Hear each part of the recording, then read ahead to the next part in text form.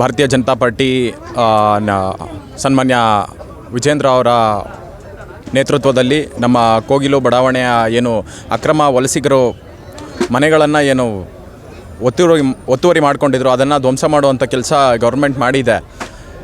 ನಾವಿವತ್ತು ವಿಶೇಷವಾಗಿ ಒಂದು ವಿಷಯವನ್ನು ಇಟ್ಕೊಂಡು ಹೋರಾಟ ಮಾಡಿದ್ವಿ. ಏನು ಅಂತ ಹೇಳಿದ್ರೆ, ಈ ಸರ್ಕಾರ ಹೇಳಿತ್ತು 2 ದಿನದಲ್ಲಿ ನಾವು ಆ ಅಕ್ರಮ ಬಾಂಗ್ಲಾ ವಲಸಿಗರಿಗೆ ನಾವು ನಿವೇಶನಗಳನ್ನು ಕೊಡ್ತೀವಿ ಅಂತ.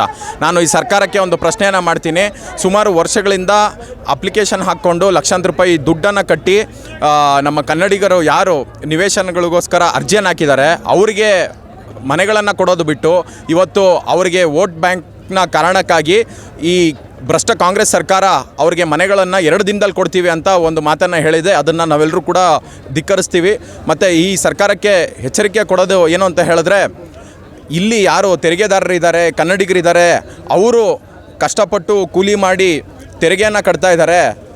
ಈ ರಾಜ್ಯದಲ್ಲಿ ಚುನಾವಣೆ ಆದಾಗ ನಿಮ್ಮನ್ನು ಯಾರು ಗೆಲ್ಲಿಸಿದ್ರೋ ಮೊದಲು ಅವ್ರಿಗೆ ಮನೆ ಕೊಡ್ರಿ ಅಂತ ನಮ್ಮ ಒಂದು ಡಿಮ್ಯಾಂಡ್ ಇದೆ.